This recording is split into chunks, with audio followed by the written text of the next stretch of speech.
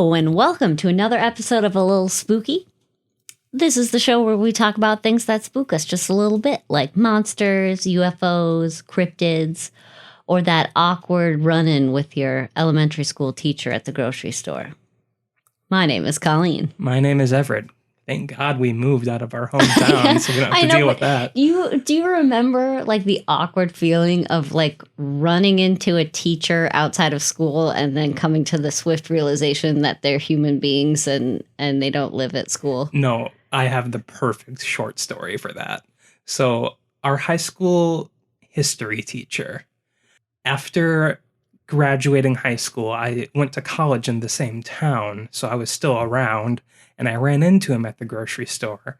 I don't know if he just didn't recognize me or if he was like playing a prank or something, but like he walks past me, shuffles past me, and just mutters under his breath, "Where them little Debs at?" You gotta get your little Debs, man. Little Debbies are the best. So I guess it wasn't an awkward run-in because he didn't acknowledge my existence, but he just really wanted those whatever cakes, zebra cakes or... Gross. Whatever those are. The thing is, teachers they go through hundreds of students throughout their careers. That's true. So, like, why would they remember you? But to you, they were like a huge influence over 4 years of your life. I did learn a lot. Yeah. Thank you, Mr. Blank. I'm not going to say your name. I will say that man, one of the greatest teachers ever to exist. Well, guess what? What? You know what we're talking about today? No. What are we talking about? Everett's topics are always a surprise to me. This is the month of April, which is 6 months until Halloween. Ooh, spooky. Wow. And nothing gets me in the mood for Halloween more than some creepypastas. Oh, man. Today, I have catered a list of some of my favorite creepypastas, as well as a special surprise at the end of the episode. We're going to take turns reading creepypastas because I don't want to read this entire episode. So I've given some of the shorter ones to Colleen. And why don't you start reading? I'm sending you a link right now. Okay. Okay. So apologies. I've never seen this before. So if I stumble over my words, that's Everett's fault. This is called I Hate It When My Brother Charlie Has to Go Away. I hate it when my brother Charlie has to go away. My parents constantly try to explain to me how sick he is, that I'm lucky for having a brain where all the chemicals flow properly to their destinations like undammed rivers. When I complain about how bored I am without a little brother to play with, they try to make me feel bad by pointing out that his boredom likely far surpasses mine, considering he's confined to a dark room in an institution. I always beg for them to give him one last chance. Of course, they did at first. Charlie has been back home several times, each shorter in duration than the last. Every time, without fail, it all starts again. The neighborhood cats with gouged out eyes showing up in his toy chest. My dad's razors found dropped on the baby slide in the park across the street. Mom's vitamins replaced by bits of dishwasher tablets. My parents are hesitant now, using last chances sparingly. They say his disorder makes him charming, makes it easy for him to fake normalcy, and to trick the doctors who care for him into thinking he's ready for rehabilitation. That I will just have to put up with my boredom if it means staying safe from him. I hate it when Charlie has to go away. It makes me have to pretend to be good until he's back. Twist! Spooky! Twist! You like that one? Yeah, I got about halfway through and I was like, there's Charlie's dead or something, but no. Charlie's dead. Charlie bit my finger. Charlie bit me. Yeah, I wanted to just start with a really short one, so I thought that's a good mood setter, I think. But I am going to read one now called Pale Luna. Can you guess what this one's about? The moon? Let's find out. Okay. Ooh. In the last decade and a half, it's been infinitely easier to obtain exactly what you're looking for by way of a couple of keystrokes. The internet has made it all too simple to use a computer to change reality. An abundance of information is merely a search engine away, to the point where it's hard to imagine life as any different. Yet, a generation ago, when the words streaming and torrent were meaningless save for conversations about water, people met face to face to conduct software swap parties, trading games and applications on Sharpie labeled 5¼ inch floppies. Floppy. Nice. Of course, most of the time, the meets were a way for frugal, community-minded individuals to trade popular games like King's Quest and Maniac Mansion amongst themselves. However, a few early programming talents designed their own computer games to share amongst their circle of acquaintances, who in turn would pass it on until, if fun and well-designed enough, an independently developed game had its place in the collection of aficionados across the country. Think of it as an 80s equivalent of a viral video. Pale Luna, on the other hand, was never circulated outside of the San Francisco Bay Area. All known copies have been long disposed of, all computers that have ever run the game now buried under layers of filth and polyester.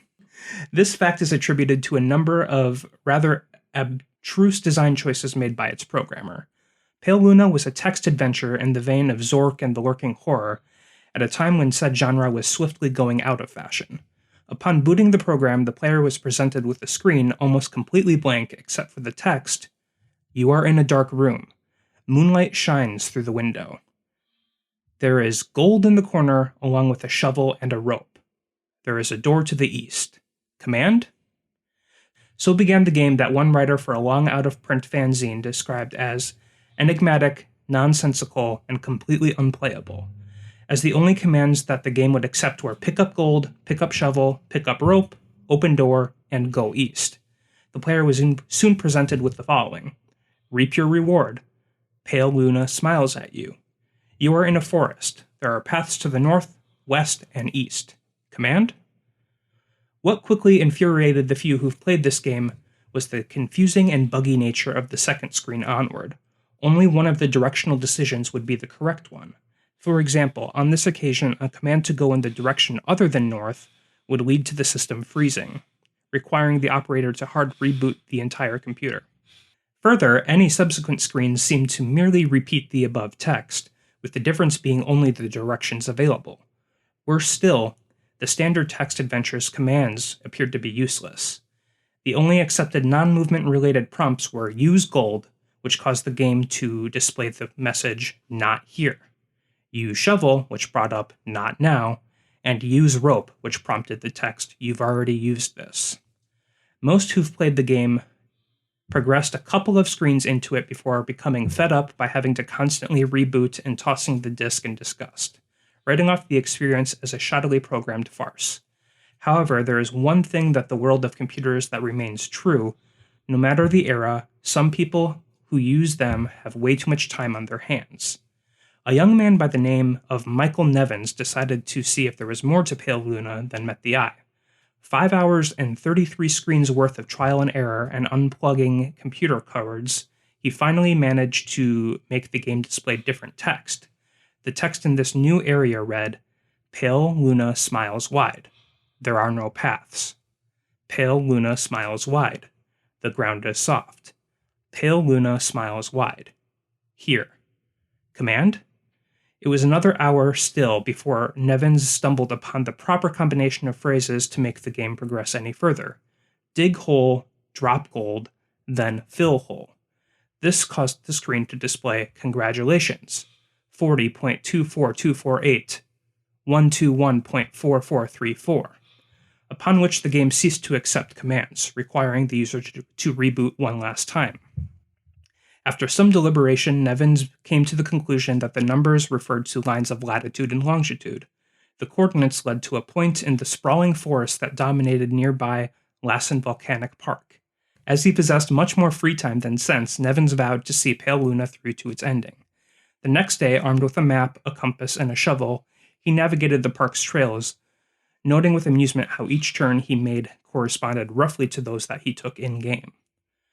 Though he initially regretted bringing the cumbersome digging tool on a mere hunch, the path similarity all but confirmed his suspicions that the journey would end with him face-to-face with an eccentric's buried treasure. Out of breath after a tricky struggle to the coordinates, he was pleasantly surprised by a literal stumble upon a patch of uneven dirt. Shoveling as excitedly as he was, it would be an understatement to say that he was taken aback when his heavy strokes unearthed the badly decomposing head of a blonde-haired little girl. Nevins promptly reported the situation to authorities. The girl was identified as Karen Paulson, 11, reported as missing to the San Diego Police Department a year and a half prior. Efforts were made to track down the programmer of Pale Luna, but the nearly anonymous legal gray area in which the software swapping community operated inescapably led to dead ends. Collectors have been known to offer rewards of up to 6 figures for an authentic copy of the game, and the rest of Karen's body was never found. Interesting. I mean, I don't know. It wasn't creepy. It was more of a news story. I mean, it's a creepypasta because it's not real. I mean, right. Interesting. I don't know. I like that one just because it's so different with like those old text adventure games. I was getting like a Polybius vibe from it at the beginning. Just because it's about a video game? Yeah. But like one that nobody remembers.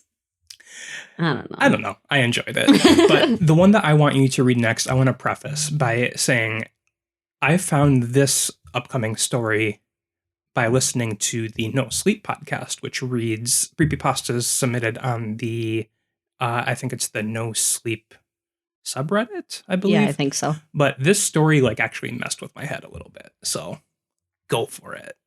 Again, I've never read this story. So, okay. This is called the strangest security tape I've ever seen. I work at a gas station in rural Pennsylvania. It's a boring job, but it's pretty easy and it pays all right. A few weeks ago, this new guy started. I'll call him Jeremy. Jeremy is weird. He's about 25 or 26, and he hardly speaks, but he's got the creepiest laugh I've ever heard. My boss and I have both noticed this, but it's never been a problem, so there's not much we can do about it. Customers have never complained about him, and he's always done his job fairly well. Up until a few weeks ago, anyway. That's when things started going missing. Employee theft can be a problem at any business that sells consumer goods, and there's only one person working at a time at this gas station. It's a pretty small place. About 2 weeks ago, my boss started noticing that we were short on motor oil. At first, it was a few containers at a time. Then, entire shelves and boxes from the back room. Pretty soon, entire shipments would be gone the day after we got them, and it would always be right after Jeremy's shifts. My boss has checked the security camera tapes from every single night he worked, but he could never catch him in the act. Jeremy would lock up at closing, then the motor oil would be gone the next day. My boss usually takes the tapes home with him to try and catch Jeremy stealing, but his daughter had a softball game last night, so he asked me to watch the tape for him. He offered to pay me overtime under the table, so obviously I took that offer. There are 3 cameras, so he gave me 3 different tapes to check. I figured it would be a long night, but I'm trying to save up for vacation, so I really needed the money. I took the tapes home, popped them in an old VCR, and sat back. 2 days ago, the last time he worked, Jeremy started at 4 p.m. Everything seemed pretty normal at first. He counted up his drawer, switched off with the girl who was working before him, and waited for a customer. The first person who came in was Mrs. Templeton. The timestamp on the video read 4:03. She picked up her cigarettes and a newspaper and paid with a 20. Nothing unusual there. The next customer was some local guy named Ron. He drives a motorcycle, usually comes in every few days. He filled up his tank, got a bag of beef jerky, paid with his credit card, and then left. Next was some guy with a cowboy hat. I'd never seen him before, but we get plenty of strangers passing through, just like at any gas station. He got $40 worth of diesel fuel, paid with a $100 bill, and went on his way. I sat back and sighed. The only thing more boring than doing this job is watching someone else do it. My boss's offer was enough to keep me watching, though, so I left the tape on. Everything seemed pretty normal. I had a feeling that if Jeremy was stealing motor oil, he knew we were suspicious of him by now. I didn't expect him to be dumb enough to let us catch him on camera. Things stayed boring and routine until about 5 o'clock. At 5:03, Mrs. Templeton came back in. She must have forgotten something. But she didn't. She bought the same pack of cigarettes as before and the same newspaper. She paid with another 20. That's odd, I thought, but then again, she's a little absent-minded. I thought Jeremy should have told her she already got the smokes, but it's not against the rules to sell somebody the same thing twice. That's when Ron came in again. He bought another tank of gas for his motorcycle again. I later checked the outdoor camera because I thought maybe he had another car he wanted to fill up. And he bought the same pack of beef jerky. He paid with his credit card again. No big deal. I figured this was just a weird coincidence. Mrs. Templeton is forgetful, and Ron probably owns more than one Harley. That's when the guy in the cowboy hat came back in. I felt a chill run down my spine. Don't get Diesel. Don't get Diesel. I found myself whispering to my empty living room, but he did. He got $40 worth of diesel fuel and paid with another $100 bill. Every move he made was identical to his first visit, right down to the way he scratched his nose before he walked out. Either this guy's rich, owns a lot of trucks, and just moved into town, or something really bizarre was happening. So I kept watching.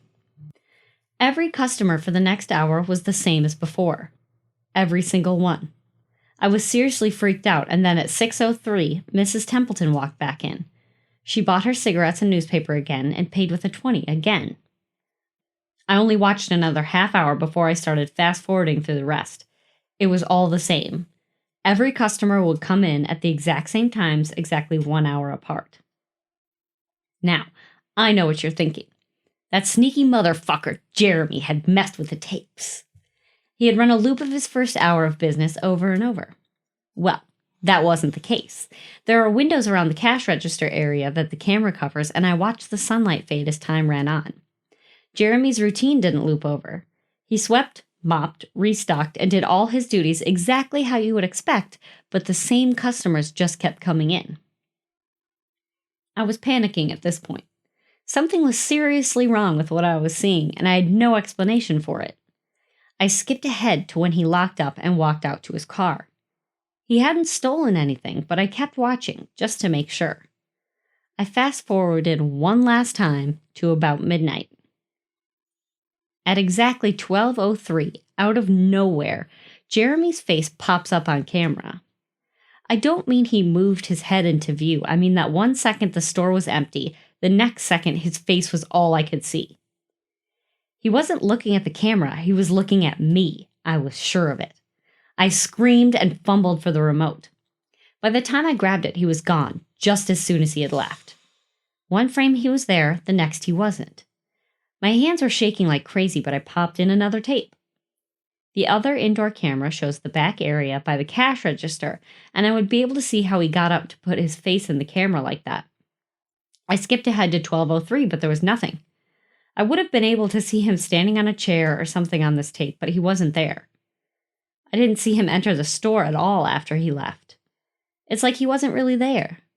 He doesn't know the security code, and no alarms were triggered that night after he locked up.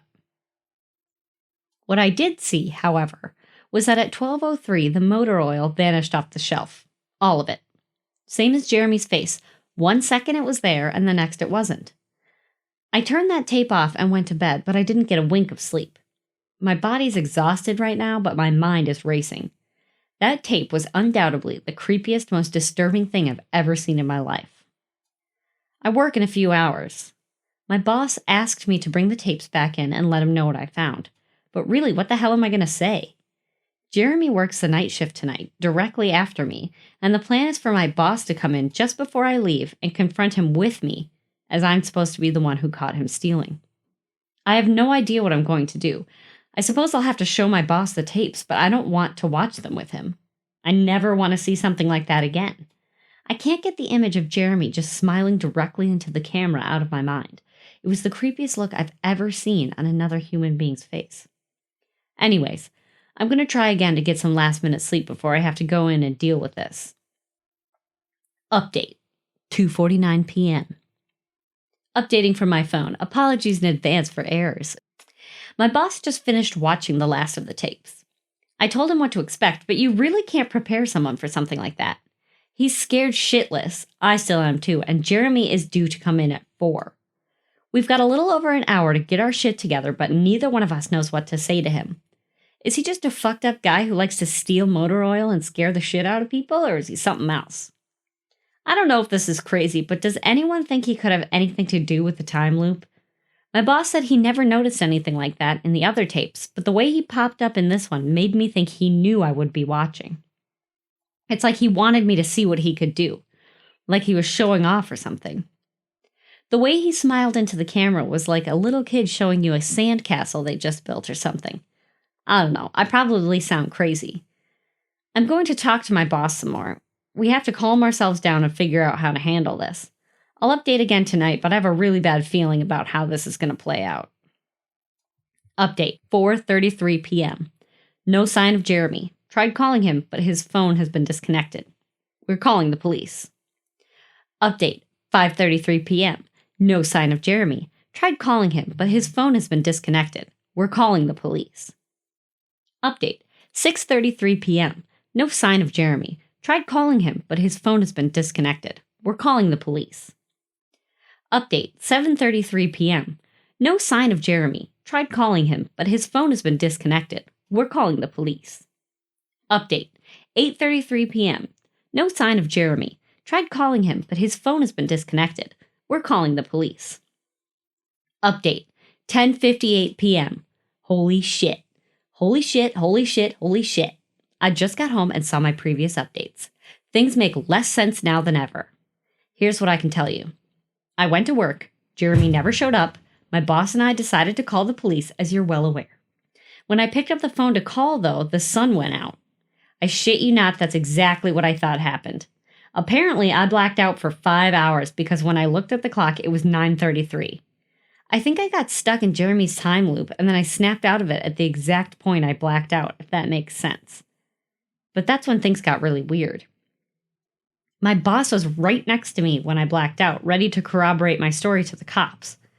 When I came to, the phone was in my hand, but it was dead. Not even a dial tone. My boss was still right there, but he wasn't moving. He was standing, but frozen. I looked at the clock again, and it wasn't moving. The second hand was stuck on the 12. It was 9:33 exactly.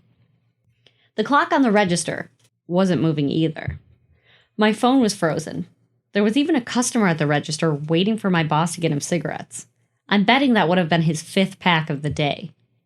I got the fuck out of there. Didn't lock up, didn't turn the lights out, and sorry guys, I did not grab the security tapes to upload on the internet. Believe me, that was the last thing on my mind. The gas station is on a major highway and cars were parked all along it, except they weren't parked, they were frozen. The people inside were sitting still as wax statues. I got in my car and prayed that it would start. Thankfully, it did. About halfway home, time started up again. The static from the radio turned into music like it's supposed to be, and from what I could tell by listening to the host talk in between songs, no one noticed the time freeze or whatever it was. I was the only one. Well, I'm sure Jeremy noticed as well. I still have no clue where he is or what he's doing. I'm hiding in my room and calling the police again in the morning. I don't know if I ever got through to them before, or if I did, whether they took me seriously or not. I'm scared for my life at this point. I'll update tomorrow if I can. Final update, 10:33 a.m. I finally fell asleep last night around 4. I have no idea how I did it. I guess exhaustion finally got the best of me. This morning, I woke up to my phone ringing. It was my boss. He'd been calling me since about 6. He woke up when time turned back on last night and immediately called the cops. They came by to see what was wrong, and he told them everything. The police around here are all small-time guys. They were more concerned with the missing motor oil than anything, but my boss figured he would take it as long as he had their attention. They decided to go looking for Jeremy. We keep all our employees' applications on file, and since Jeremy just started working here, his was easy to find. They checked the address on it and headed over to his house, and you're not going to believe what they found. The address Jeremy listed on his application was an empty lot, or at least it is now. There used to be a house there, but it burned down in 1993.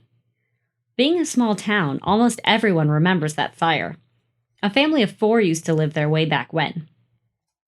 Rumor has it that they had an estranged son who they never really talked about, but I can't say for sure if that's true. What I can say is true is that after an insurance investigation, the fire was ruled an arson. The entire house was soaked in oil and torched with a Molotov cocktail. The entire family was sleeping when it happened. None of them survived. They never caught the guy who did it. Rumor has it that when they tried to contact the estranged son, no one could find him. Anyway, my boss called and told me this, and I freaked out. Then he asked me to come to the gas station. What, are you crazy? I said, but he assured me that the cops were there with him. Then he dropped a bomb. The FBI were also in town, and they were going to talk to me one way or another, so I might as well come in. It was about 7:15, and I wanted to get back to bed, but I figured I wouldn't be able to sleep much more anyway, so I went down there. 4 men in suits greeted me and told me to have a seat. We went over everything 2 or 3 times until they got all the details down. I told them about Jeremy, the security tape, last night at work, everything. Finally, after I finished, one of the agents said, "Oh Christ, we've got another one on our hands." Then they made me sign a bunch of papers saying I wouldn't tell anyone about what happened, so I can't say much more. I might be breaking the law just by posting this. So now I'm home. I'm not sure what to do with myself. The agent's words when I told him the story are going to haunt me for the rest of my life. Anyway, I've got to go. I've got some errands to run today, and then I have to go to work to pick up some tapes. My boss and I think this new guy, Jeremy, he's a complete creep, is stealing motor oil, and I have to watch the security footage to see if I can catch him doing it. I have better things to do, but my boss is paying me overtime under the table, and I'm trying to save up for vacation, so I could really use the money. It should be pretty simple. The oil always goes missing right after his shifts. I figure I'll just watch the tapes, catch him in the act, and that will be that. The end. Ooh. Ooh. Spooky. I just like that story a lot because it reminds me of, I don't know if you've seen this, the Stephen King movie adaptation, The Langoliers. It's like a time... I have not seen it, but my mom loves that. Was it like a miniseries? I think it was a miniseries, but like you can combine it into a movie and it's like a really long movie. Sure. I seem to remember my mom went through a Stephen King thing. She's told me about that one and The Stand. And those were like the 2 I remember her being into. Well, The Langoliers is like a time, like frozen type story. And there's like weird supernatural things at play. So I don't know. I just liked it because of that. Yeah, I did actually really enjoy that. I just, I feel like the end was a little bit of a cop-out with like, oh, I had to sign papers. Oh, Christ, we got another one. Oh, shit, got another one. I have another story here. This one is text-based or like chat-based with 2 people chatting with each other. So I would like both of us to read it together. Okay.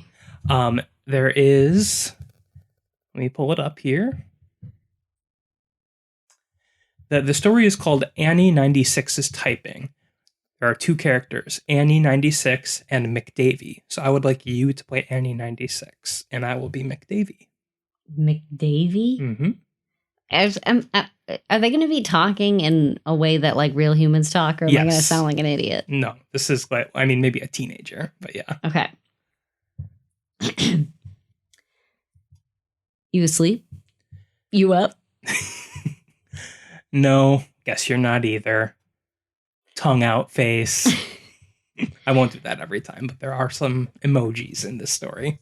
Can't sleep. It's the wind. Sounds like cats fighting. What's your excuse? Tongue out emoji. Studying. So that's what they call porn now, eh? Annie, what the fuck? Not denying it. I still can't believe what Johnny did today. Me either. That boy has issues. What the fuck? The wind's so loud. That doesn't seem normal. Lol. No wind over here, just rain. Lucky you. I need my beauty sleep. Tongue out face. Damn right you do. Smile. What? You mean I look... Shit, I think I heard footsteps on the gravel outside. Get your crazy dad to check it out. I'm home alone. The fam are on holiday, remember? I told you this. Really? Till when? We should hang out. They really sound like footsteps, but there's something odd about them. I should look out the window, but my bed is so warm. Sure, you want to look out the window when you're alone? What if there's someone really out in the garden looking up at you? Not funny, David. Wow. Chill. I'm sure it's nothing. Gonna check. BRB. Or as I read it in my head, burb. If there's something strange in your neighborhood, who are you gonna call? David, there's someone in the garden. What, really? Yes, I can see a man's back. What's he doing? He's looking for something on his hands and knees in the bushes. Huh, he must be high, probably looking for his drugs. David, this is serious. What should I do? Nothing. He'll probably go away by himself. Oh my god, now he's digging with his bare hands. He's ruining the garden. Damn, I'd be pissed. Shit, he's turning around. What does he look like? David, what the fuck? This isn't funny. What? How are you doing that? What are you talking about? I can see you in my garden. How are you writing here without touching your phone? Look up, I'm by the window. Can't you hear me banging on it? Fuck, Annie, now you're scaring me too. I'm definitely not in your garden. That's not me. Stop playing around. I can see your face and you're wearing that stupid football jacket you're so proud of. It must be someone who looks like me. Honestly, Annie, I'm at home. I wouldn't play around like that. It has to be a friend of yours then, David, playing a sick prank. How else would he be wearing your jacket? There are loads of jackets like that. My friends don't look anything like me. You just have me on your mind. Smile. He's digging again. Fucking leave already. Annie, do you have a gun in your house? Don't be stupid, David. I couldn't shoot anyone. You don't have to use it. Just show that you're carrying. Doesn't that jacket have your name on the back? Yeah, the team all got one with their name on. I can see your fucking name. What? What the hell is this, David? Annie, that jacket's in my closet. Fuck, he's seen me. Why is he smiling like that? He's coming! Call the cops. Annie? Annie, pick up. I've called the cops. Told them there's a break-in attempt at your place. They said they're on their way, but it'll take about half an hour. Annie, are you there? It's in the house. Can't talk, I have to be quiet. Lights off. I'm in a closet with a knife. Hard to type, shaking too much. Fuck. Hang in there, Annie. The police are going to be there in about 20 minutes. Do you know where he is? It, not he. The look it had when it saw me, David. No person could look like that. Jesus Christ, does it know where you are? No, I grabbed the knife when I saw it running toward the house, and I got in the closet when I heard it breaking in. Okay, good. You'll be fine. A druggie doesn't have the brains to find someone hiding in the closet. The police will be there soon. Oh God, it's calling out to me. It doesn't sound like you, David. Its voice is so deep. Filling the house. Filling my head. What is it saying? Come out, Annie. I just want to look at you. It keeps repeating that over and over. Have I gone mad, David? Is that what this feels like? Just 10 more minutes, Annie. Keep it together. You are so strong. You'll get through this. It's coming up the stairs, but so slowly. Irregular steps. Why does it look like you, David? Why you? I don't know, Annie. Please believe me. Well, can you make it stop? Please make it stop? I would if I could, I promise you. It's at the end of the hall. David, I didn't say anything to my parents when they left. I was listening to music. Is that the last time I see them? Annie. This has something to do with you, David. Only you can make it stop. Think fast. I don't know, Annie. God, please. Please. It might be because I think about you so much. I think about you all the time. So stop. I don't know how. It's scraping something on the walls. Getting closer. Please, David. I'm trying so hard. It's slowing down. Try harder. Whatever you're doing, it's working. It stopped. I can't hear anything. Really? Don't go out yet. Stay put until the police get there. What should I tell them if he's gone? Everything, Annie. Everything you told me. I didn't know you felt that way about me, David. I'm so glad it stopped. Can you come over in the morning, David? I really need to see you. Smiley face. Of course, Annie. I'll be there. Great. Can't wait. Annie, how do I know this is you? Annie 96 went offline. Bum, bum, bum, bum. Yeah, whatever, man. That story's kind of fun, but I think okay, yes, it is fun. It is. It's hard to convey the texting part The textity texts. Texity text. Yeah, you gotta get them emojis. Well, I have one last story. One last story, and this is a very, very special story. Oh, God. It's called Hot Dogs. Oh, okay. It was a brisk evening. A slight drizzle fell from the sky, changing directions with the wind. My wife and I were playing games online with a couple of our friends. We were at the end of a game of Clue, and I believed that I had figured out the culprit. I just had to wait for my turn. I knew my buddy was close too, and he went before me. I tried to show no signs of impatience, and I was blessed with a stroke of luck. He didn't submit an accusation to try and win the game. He ended his turn, and now was my chance to put my deductive skills to the test. All right, I think I know who did it. I heard groans over our video call. Professor Plum, with the lead pipe, in the dining room. I clicked the prompt on my computer to see if I was correct. Wrong answer flashed on the screen. My wife laughed and said, well, let me see if I'm right then. Lead pipe, in the dining room, Colonel Mustard. She clicked, and her screen flashed with confetti, and the message, "You win," flashed on the screen. Yeah, she did. I sighed. Well, guys, good game, I heard my buddy's voice over the call on the computer. I think we are calling it quits for tonight. We have to go and eat dinner. Yeah, us too, I said. See you later. They hung up, and I said to my wife, we should probably put something together to eat too. What do you want? She replied, honestly, I don't care. I would eat anything. Whatever you want, but we'll probably have to go to the store. We don't have much food in the house right now. Well, let's go before it gets too late. Damn, I really want a hot dog. It should stop raining in a bit so we could fire up the grill. That sound okay? She nodded, and we grabbed our things and got in the car. We drove to our closest grocery store, and we immediately noticed something was off. It was starting to get dark, but it wasn't very late in the day. Even so, the entire parking lot was empty. Not a single car was lit up by the lights above the vacant parking spots. I drove the car past the entrance, and it didn't look like they were closed. The lights were on, and there was no sign saying they were closed, so we parked and we walked to the door. The automatic doors opened, so now knowing that they were open, we stepped inside to get our hot dog supplies. We grabbed the dogs, buns, some charcoal for the grill, and all along our shopping trip we didn't see any employees. It felt wrong to be alone in there, almost like being in a school hallway on a Saturday or in an abandoned subway station. We just needed some toppings for the dogs, so we went to the aisle with the condiments, and it was an absolute mess. Ketchup bottles were broken on the floor. Relish was scooped out of jars and spread on the shelves.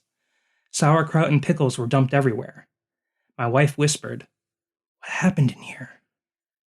And the only thing that was left untouched were the bottles of mustard, and she laughed. Well, I guess we're going to get mustard then. You know I can't stand mustard, but we should have the ketchup and other stuff in the fridge. Let's just get out of here.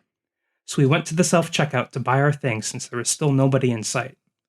After we made our purchases and walked out, I slipped and fell near the exit. I got covered in a sour-smelling liquid. What is this? Vinegar? What the hell is going on here? I could have broken my fucking back. Somebody really needs to clean this up. So I picked myself up and tried wiping the vinegar off myself with my hands, with little success, and then we drove back home. I cleaned myself off, and before I started grilling, I went into the kitchen for a glass of water. I took a big mouthful and regretted doing so immediately. Something in the water seemed like it went bad. It had a stale and salty taste to it, so I spit it into the sink. Hey, don't drink the tap water. I think there's something wrong with the pipes. Maybe we should call someone tomorrow? I heard a sigh and a muffled "I gasp" from the living room. Since I couldn't drink the water, I grabbed a beer from the fridge and went outside to start the grill. Milwaukee's Best was my beer of choice, much to the chagrin of literally everyone who visited. I opened the top of the grill to light it, and the entire cavity of the grill was covered with a yellowish orange dust. This was the first time I used the grill after a long winter, so my first thought was that the grill was rusting out. But after closer inspection, I figured that someone had to have put this powder in the grill recently. There was a little peak of dust in the center of the grill, like someone had just poured it all in moments earlier. I smelled it, and it was oddly familiar. It was a spice of some kind. I licked my finger and dabbed the top of the dust peak. Cautiously, I tried tasting the powder. Turmeric. Was someone trying to play some elaborate prank on me? For the life of me, I could not figure out the punchline. After explaining what I found to my wife, I cleaned out the grill and started cooking our hot dogs. We found some ketchup and relish in the house, so thankfully I didn't have to eat those bad boys dry. You don't want a hot dog to go down dry. No, not at all. We enjoyed our meal and had a pleasant and uneventful rest of the evening. We began our nighttime routine and went to our bedroom. And then we found our entire room was covered in mustard seeds. The floor could not be seen underneath the little yellow and brown pellets. They filled all of the dresser drawers, the closet, the nightstand, and even in our pillows. What's happening? My wife didn't respond. Obviously just as lost as me, she stuttered, I guess I'll get a bag or something? I mean, we need to get rid of this, right? She backed out of the room and I heard her rummaging for a garbage bag in the kitchen. I stood there in the bedroom doorway for several moments, lost in thought. I figured that someone had to be playing a prank on us, but this was now extremely invasive. I was worried for our safety, but I was also still so confused. Mustard seeds and turmeric were left for me to find. Who left all of this? Why did they do this? And is that salty water connected? Did they sabotage our piping too? This weirdness started at the store, and it was so creepy. Nobody was around to help us. Nobody cleaned up the vinegar that I fell in. Vinegar. Another cooking ingredient. Was someone trying to tell me something? Then I heard my wife scream from across the house, and I rushed into the kitchen. The light was turned off, but this didn't make any sense. I heard her looking in the kitchen for a garbage bag in the kitchen just a minute ago. I flipped the light switch, and to my horror, I saw a message written on the ceiling. Inferior was written in green and red. The bottles of relish and ketchup were laying empty on the floor. I crept out of the kitchen to figure out what was happening. I entered the dining room, and to my horror, I saw my wife tied to a chair. Her hands were behind her back, taped together, and a gag tied around her mouth and head. I ran to her and started to untie her, and she began violently shaking her head. Then smack! Someone struck me on the back of the head, and I woke up a little while later, also now tied to a chair on our dining room table. The back of my head felt wet. It must be bleeding from the attack. I could see my wife on the other side of the table, but the room was now dark. I could tell that she was breathing from the rising and falling of her figure, but she did not seem to be conscious. Sorry for the rude introduction, my friend. The voice came from a dark corner of the room.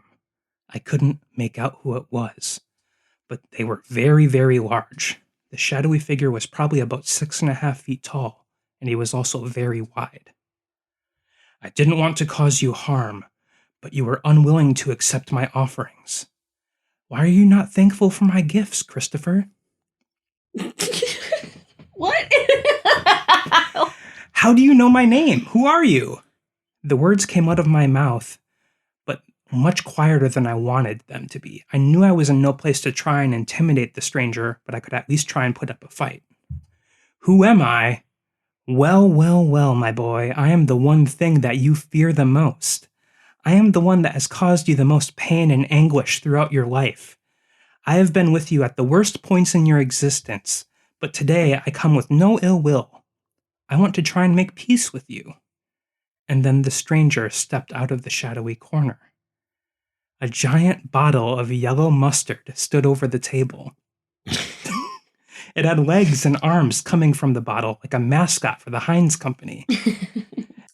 Then it twisted the nozzle off the top of the bottle and took it off. The face of a man with gray hair looked back at me. He had a mustache that connected to the sideburns that climbed up to his hairline. And from behind his back, he pulled out a long metal pole that had blood on the end. He must have used this to knock me out. Wait a fucking minute. The dining room with a lead pipe. You're Colonel Mustard. A booming laugh came from his hairy face. Indeed, I am Colonel Mustard. Throughout the years, I have been the bane of your existence. But when I found out that you were trying to eat hot dogs this evening, I had to try yet again to prove to you that mustard is indeed the superior condiment. It's so true. I eliminated all of the other options available to you at your marketplace. But I failed to realize you had the dreaded red and green concoctions already in your home. What did you do to everyone at the store? The customers and the employees, what happened to them? The colonel looked at me, a defeated look in his eyes. Casualties are inevitable on the battlefield, son. I did what had to be done. We aren't at fucking war. This is insane. His look of sadness turned to disgust. Loss of life in any form is not something I strive for, Chris. I followed my orders. After you avoided bringing the mustard home, I left you all of the ingredients, and it was your final chance to make the right choice. And it all made sense now. The vinegar, the salt water, the turmeric, and the mustard seeds. And now I will complete my mission. Here are your orders, Private. You will consume my mustard, and you will join and you will join the good fight against all inferior condiments. I struggled, I yelled, I cried, but there was nothing I could do. I was tied to the dining room chair, and Colonel Mustard put his nozzle back on. He flipped the top off and stood on top of the table, and with a monstrous roar, gallon upon gallon of yellow mustard enveloped me. I was going to drown unless I consumed it. So that fateful night, against my will, I ate the mustard. And then he was gone. Of course, we called the police, but they were no help. There is no evidence left in our home. The mustard in the dining room, the ketchup and relish in the kitchen, and even the mustard seeds that littered the bedroom were all gone. My wife moved on, soon forgetting what happened that night. Maybe she thought it was just a dream, but I know the truth. You see, Colonel Mustard left me his mustard bottle suit. I keep it hidden in the basement, so she will never know when I sneak to rid the world of ketchup and relish. I really do love mustard. Christopher! How the tables have turned. Okay, so obviously that story was written by me. Okay, for listeners who have not listened to any of our sister network podcasts, Christopher Coney of Saturday Morning Cartoon Boom is an avid mustard hater for no reason. And it's obviously the superior condiment. I mean, I would agree. See, here's the spooky thing about that story. I love hot dogs. I thought you were... Is that spooky? Well, here's the thing. I thought you were writing this story as in, like, you and me. But then you said Christopher. I know. As yourself. And I was like... And I got real spooked. Chris, I hope you enjoyed that story. I imagine you're listening to this so you can put it up on YouTube, and I'm sorry. I had to, though. The idea came to me, and I just had to. Honestly, though, if you don't know Chris or us or anything, that was, out of all of the stories, the most entertaining one. Thank you. I was, like, on the edge of my seat the whole time. Do you like my Colonel Mustard joke? Yeah, I did. I love mustard. You know how I take my hot dogs? Mustard and pickles. That's it. That's the ideal hot dog. Not bone dry, I hope. Well, first off, hot dogs shouldn't be dry. Like, sometimes people boil hot dogs. So, like, I feel like the scariest thing is the thought of a dry hot dog, like a crunchy hot dog. Gotta put mustard on that. Yeah, gotta lube her up.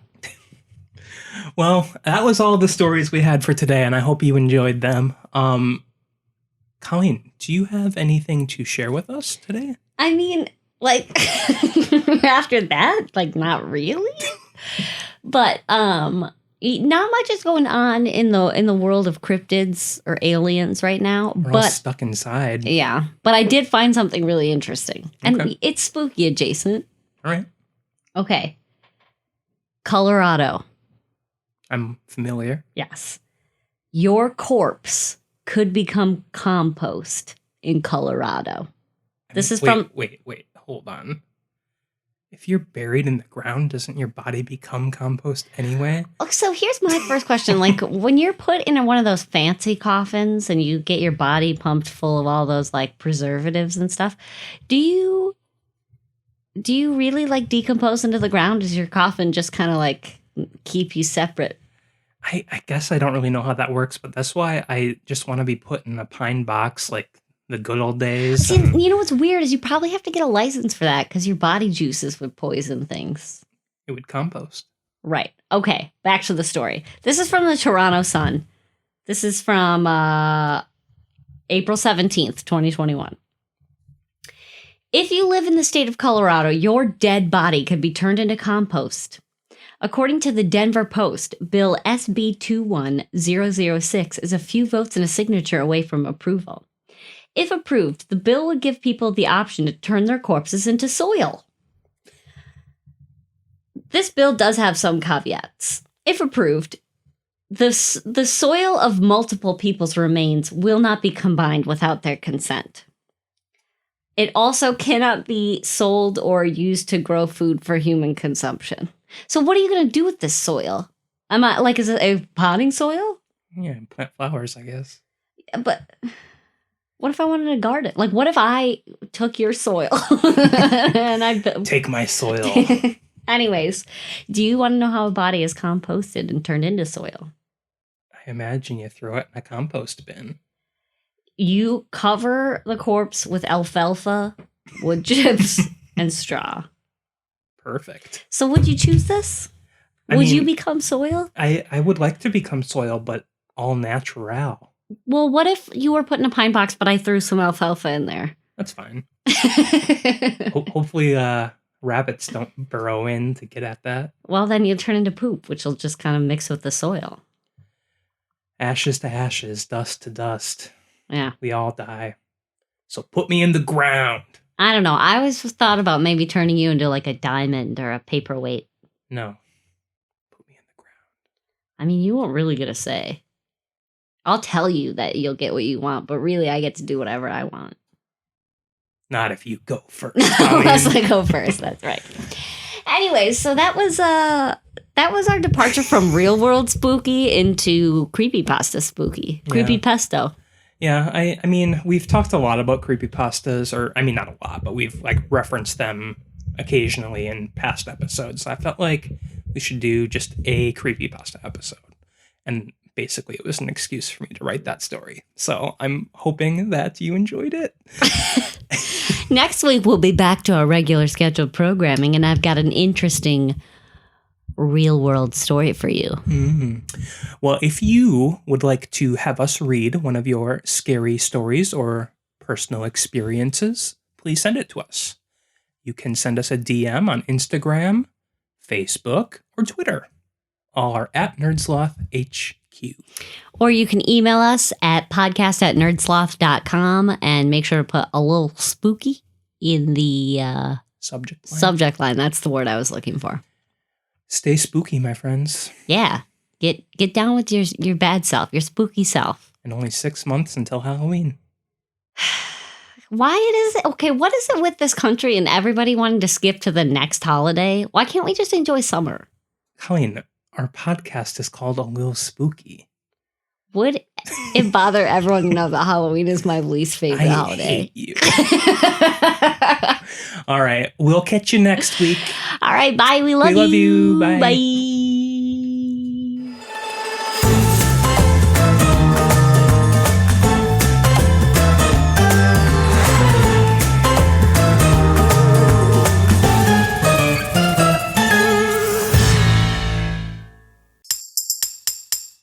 Presented by NerdSloth, a place for lazy nerds. If you like what you heard, consider donating at patreon.com/nerdsloth so we can continue bringing you quality shows. Be sure to also leave us a review and share your favorite episodes and clips on social media. If you're looking for more content, visit us at nerdsloth.com.